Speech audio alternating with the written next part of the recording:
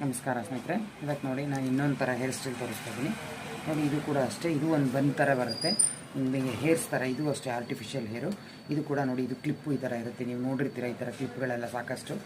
ಈ ಥರ ಕ್ಲಚಸ್ ಈ ಥರದಲ್ಲಿ ಈ ಹೇರ್ಸ್ನ ಇದು ಮಾಡಿರ್ತಾರೆ, ಅಟ್ಯಾಚ್ ಮಾಡಿರ್ತಾರೆ. ಇದು ಇದಕ್ಕೆ ಅಟ್ಯಾಚ್ ಆಗಿರುತ್ತೆ.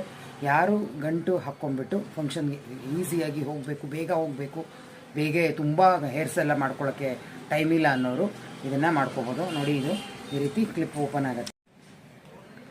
ನಮಸ್ಕಾರ ಸ್ನೇಹಿತರೆ, ಈಗ ಇದು ಕೂಡ ಅಷ್ಟೇ ನೋಡಿ. ಇದನ್ನು ಇನ್ನೊಂದು ತೋರಿಸ್ತಾ ವಿಡಿಯೋ ಮಾಡ್ತಾಯಿದ್ದೀನಿ. ಇದು ಗಂಟಿಂದು.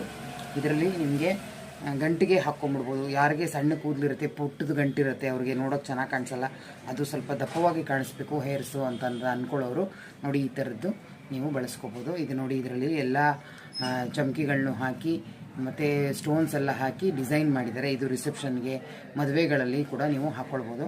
ಇದು ಹಾಕ್ಕೊಳ್ಳೋದು ಈಸಿ. ನಿಮ್ಮ